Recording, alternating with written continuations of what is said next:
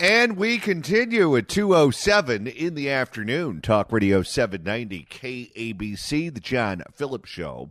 Mr. Randy Wags in Culver City. John, yesterday I told you that L.A. County has put together a task force to deal with street takeovers that for some reason included Barbara Ferrer.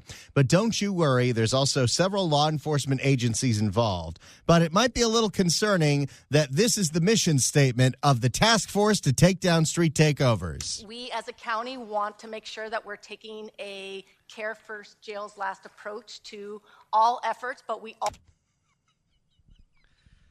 Care first, jail last approach to street takeovers. Yes. And in fact, ever since Holly Mitchell joined the Board of Supervisors, they take a care first, jails last approach to everything.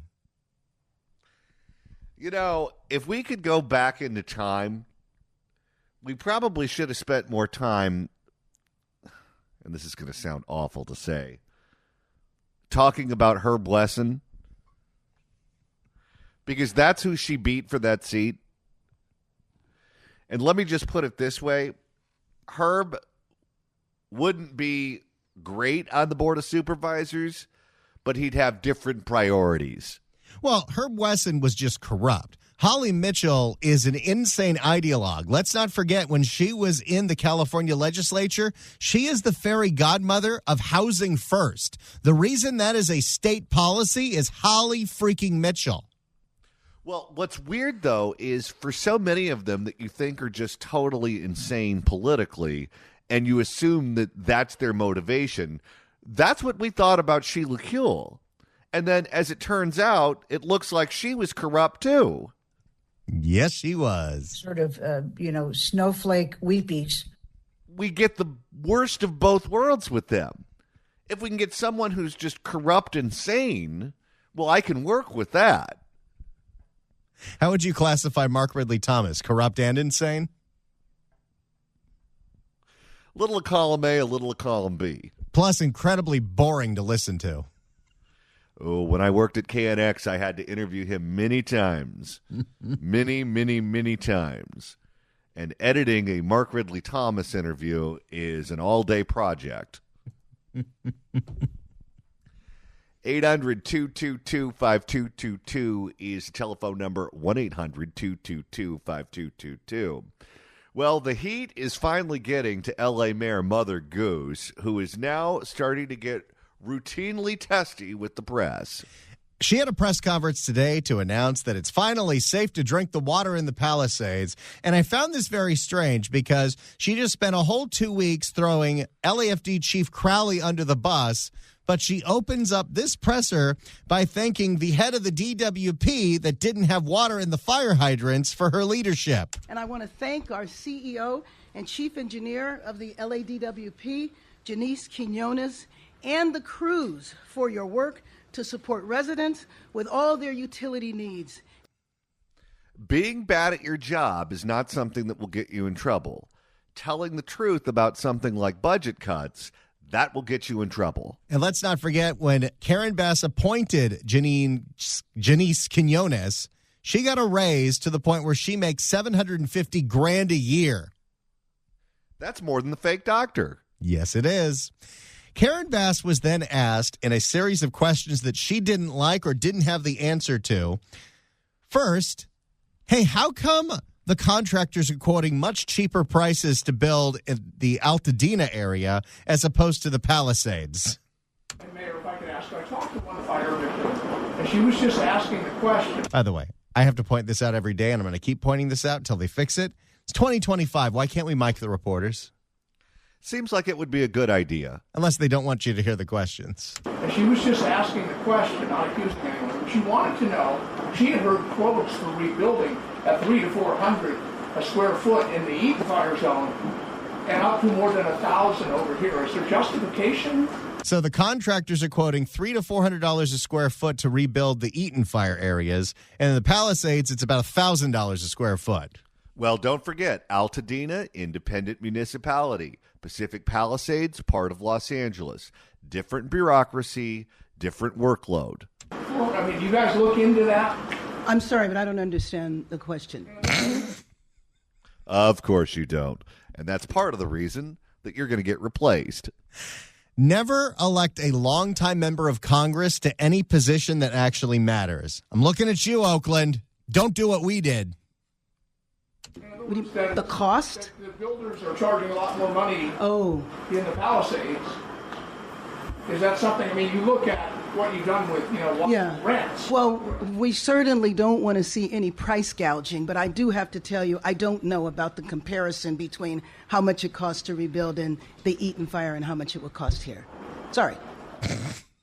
That's not price gouging. There's a different value because you have to jump through more hoops with the city of LA than you do with the city of Altadena. It's like if you have an address in West Hollywood, you're going to pay more for insurance than you will if you live in Needles because the risk is different. The cost to the insurance company is different.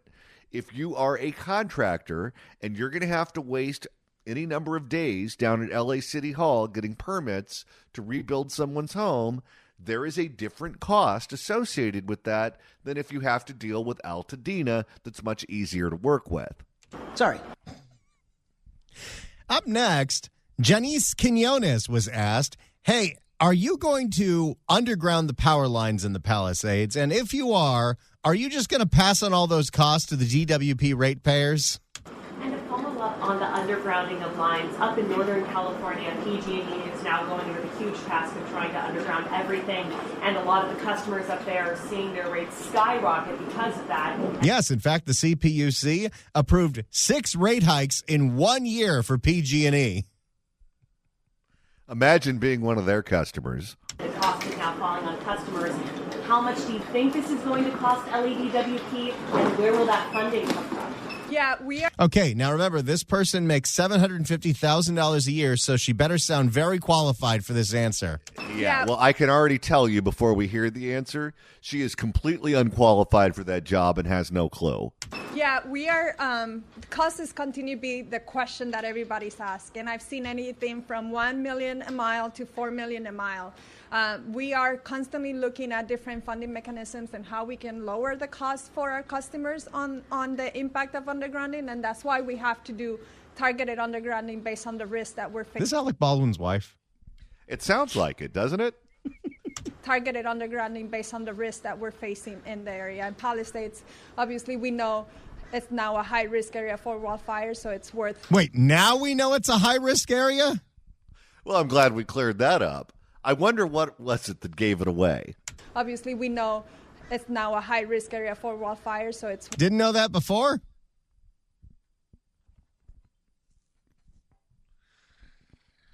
Well, at least she picks up on things. Obviously, we know it's now a high-risk area for wildfires, so it's worth the investment here. If you go by her pricing, we could fire her and pay for almost a mile of undergrounded lines. Do you think we would be any worse off if we did have Hilaria Baldwin running the DWP? So in the end, it will fall on customers, though, likely in their rates. We're trying to find different funding mechanisms, including grants and federal funding for climate resiliency upgrades, some FEMA dollars. Yeah, you're not getting any of those. No. Are you aware that Grampy Joe is no longer the president? And yeah, there'll definitely be an impact to the rates, but it's not, we don't know what that is. Yes, no, they're going to pass on 100% of the cost, just like SoCal Edison does, just like PG&E does. Heck, do you know what the CPUC did this week? They approved SoCal Edison passing on the cost that they needed to settle the Thomas fire in Santa Barbara to the ratepayers. Okay, LADWP customers, do you know what your bills have in common with Southern California Edison equipment? What's that? They're both going to explode. All right, let's get to the fun stuff here. Karen Bass was asked about her nonsensical reason that she gave for firing the fire chief, the after-action report. That was refuted by the fire chief at her appeal hearing. Mayor Bass, I'm trying to get some clarity on after-action reports. What after-action reports are happening right now?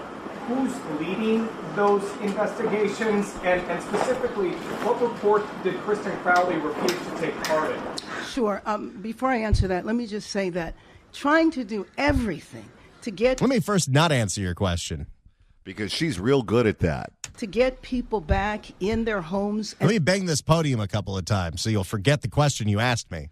And that shows you that she really means it. To get people back in their homes as soon as possible. So those individuals that have gone through phase 1 and phase 2, in my emergency declaration that was signed about a week after the fires, we provided for individuals if they want to put up temporary structures, if they want to put up ADUs, in the same way that we hope to have temporary structures put up here. The after action, it was ordered by the Fire Commission. The Fire Commission, which is made up of your appointees. Yes. Don't act like that's some independent entity that you have no association with. The Fire Commission then is now developing a contract independently, but they'll be working with the fire department to do the after action. So there was no report? No. And the fire chief was not opposed to a report being written. She just wanted the state to do it because she didn't want Karen Bass to be able to lean on them to cook up a report that makes her look good and blames everyone else. What I believe the chief was saying, and one thing is that as far as I'm concerned, a decision was made. The council reaffirmed that decision. We have a new fire chief, and it's time to move on. That is a practice line that is not going to work. She doesn't want to answer any questions about the lies that she told about the fire chief because all of those questions are going to make her look bad. She wants to say there's a new chief. I'm not talking about the past. Let's move on. But can I just get some clarity? So there's one after-action report that's taking place. Is that there is, by state law, an after-action report is ordered, and I would be happy to give you a copy of that state law. She's getting snappy. Oh, she is. In addition to that, the governor... It's the first time in her entire political career she's faced real scrutiny, and she cannot handle it. This is what happens when you are a politician in a one-party state. You never have pushback. There's never a threat that you're going to lose. There's never a threat that your incompetence is going to be exposed. Everyone just thanks you for your leadership. Just because you kept running and winning in a safe district for Congress doesn't mean you have any skills whatsoever as to how to run a government. In addition to that, the governor has ordered intensive investigation from the Fire Safety Research Institute, which is the same organization that studied the fires in Maui. That's the one that Kristen Crowley said she preferred they do the report. So how are you not on the same page? Oh, that's right. This is a BS excuse. That is a report that is probably going to take a year at best. And I would imagine that there might be other investigations. The after action required by... She's banging that podium. Don't act like you need these things done immediately because urgency is what's motivating you. You just said that it's going to take 5 years to rebuild these homes in Pacific Palisades. You are perfectly happy to wait forever on everything. The after action required by state law is independent of what the governor said. I'll be happy to show you that state law. Next. Meow. Now, up next is a question that Karen Bass did not have a good answer for. Yes. So do you have now any idea when the first home will be completed? No, I don't. No. There's our Mother Goose. I have no idea when the first home will be built. Okay, now let's get to the best part of this. When Karen Bass decided to abruptly end this press conference because she got asked the question she did not want. The fact that it has come out that her staffers were made aware of the wind. So did her staffers not talk to her? Some new emails have been released showing that some of your aides were warned of the conditions on January 3rd. See, when you don't mic the reporters, it's hard to hear them over the ducks. Yeah, are they having this press conference at a pond? There was sent an email by the Office of Emergency Management, and that those emails were not passed on to you, which then you had gone on your trip to Africa. So the Office of Emergency Management sent emails to Karen Bass's staffers. Those emails did not get passed to Karen Bass, and Karen Bass went to Ghana. Your response to that, should your aides have notified? Well, let me just tell you that I don't think it's appropriate to talk about personnel issues or how that will be dealt with internally in my office. You fired the fire chief 2 weeks ago at a press conference. Boy, she's really situational with these things, isn't she? But what I will reiterate is a decision has been made. Here we go. Here's the tested line that her crisis management firm said, just say this over and over again.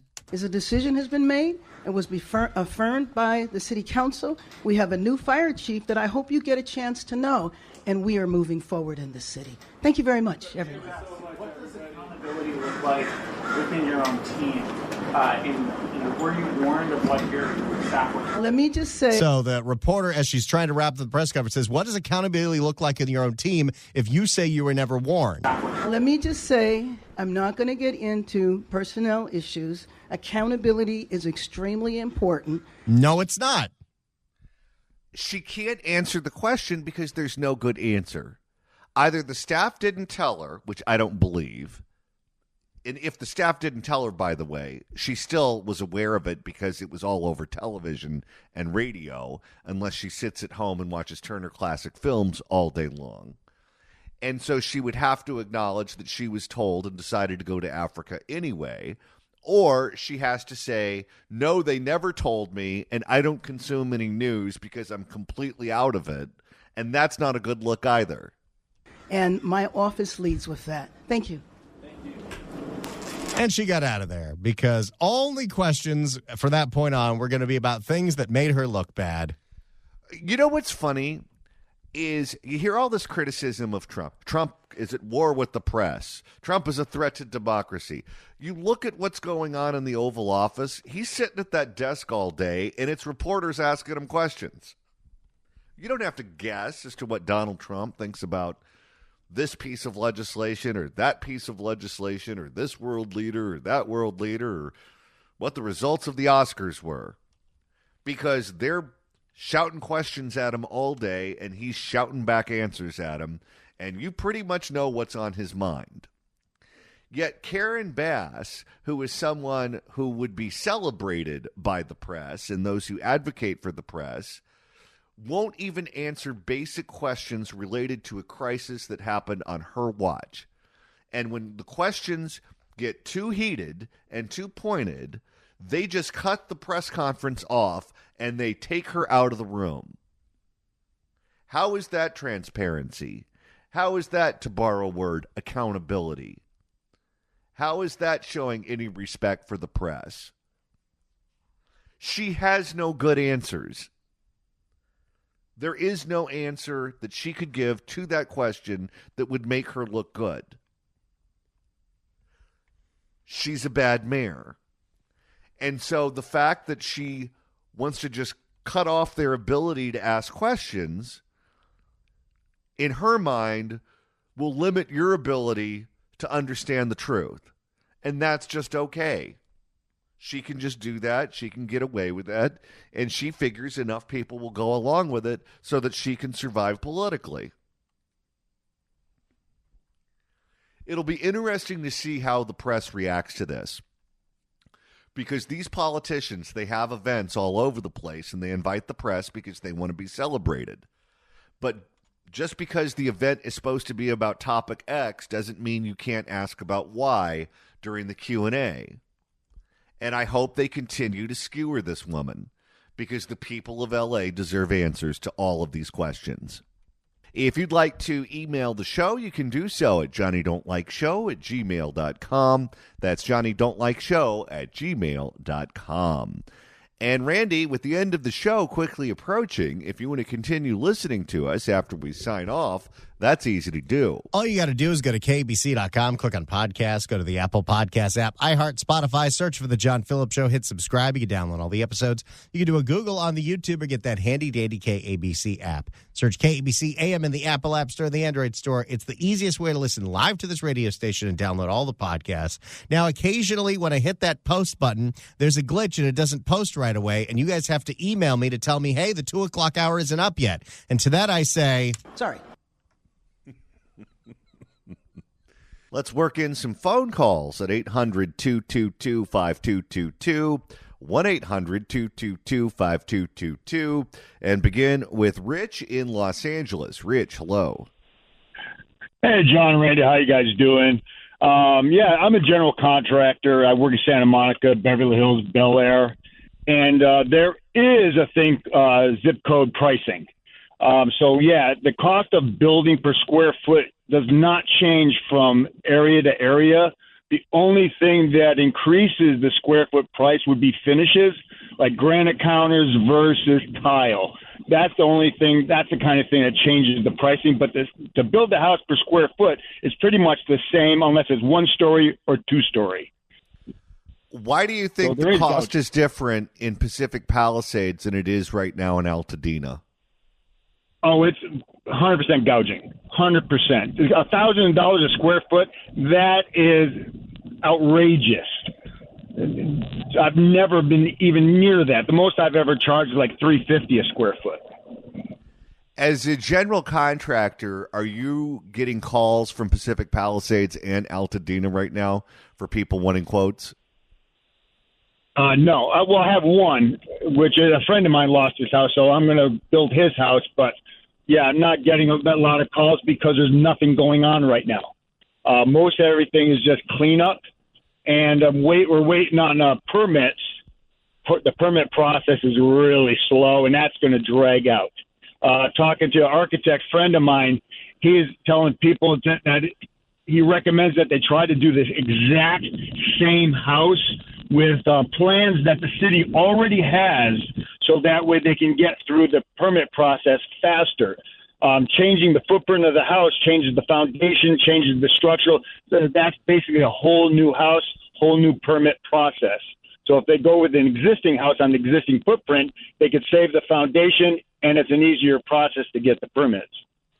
Do you think we have the personnel in your industry to rebuild that area, or are contractors going to have to be brought in from San Diego, Santa Barbara, Orange County, Inland Empire, Nevada, Arizona, other places?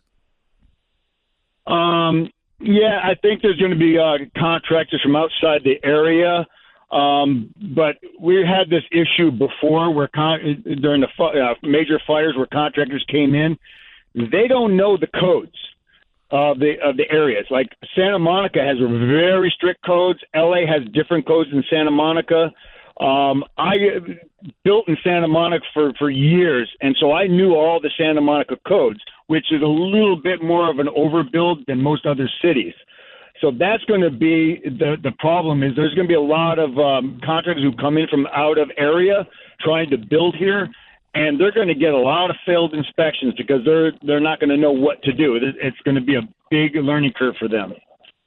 All right. Well, thank you so much for the call. I appreciate it. Let's go to Lynn in Los Angeles. Lynn, hello. Hello. Thank you very much. The contractor that just spoke, I'm a general contractor myself, licensed since 1962. Everything this guy said is correct. And in addition, there's going to be the gouging, $1,000 a square foot is insane. And Bass and everybody else should know that. But and it's going to take so long because the contractors that are available already have projects, and building schools, building homes, and things like that. This is going to take forever, and they are getting no help from the city because the city is so incompetent. My main point for calling, though, was we have to take a look and investigate not just Bass and her incompetence out partying, but Marquise Dawson who's supposedly we call him Sleazy Marquise in the black community. He was supposed to be acting mayor. What did he do? Where was he? Where was he making decisions? He needs to be investigated along with Curran Price, indicted and on trial, Ridley Thomas, and the rest of the city of L.A. is the most corrupt government in the history of the United States. People don't understand that. The indictments that have just come down in the last few years are insane. We don't have time for me to name them all off, but that's our problem. They're incompetent and they're corrupt. Thank you very much for your time. Now, thank you for the call. Randy, Marqueece Harris Dawson, who is the council president, has validated every false claim that the mayor has made, including making up some of his own, saying that his staff was never warned by the fire department that the wind was coming.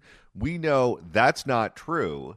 I wonder what his motivation is. I wonder if he thinks, if he is a steadfast ally standing beside the mayor all through the troubled waters, that if and when she wins re-election and LA needs a new mayor after she's termed out, that in return she would throw her support behind him, and like Eric Garcetti, he could move from the LA City Council into the mayor's office. Marqueece has always had some blind loyalty to Karen Bass because he comes from Community Coalition, the organization that she started. He ran that thing before he ran for city council. But on top of all that, he was going on television and telling everyone, I told Karen Bass to fire the chief. He is her number one supporter, that's for sure. If you'd like to email the show, you can do so at johnnydon'tlikeshow@gmail.com. That's johnnydon'tlikeshow@gmail.com.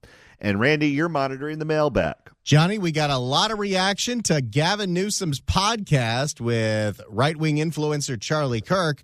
Chuck writes in and says, it's a trap. The only move the Democratic Party has left is to disguise themselves as moderates to get on well-viewed right-wing shows where they can speak their message to larger audiences. They will speak lip service to agenda to feint who they really are. Then once elected, they'll continue their march towards socialism. You got to remember who you're dealing with. A case could be made, that's for sure.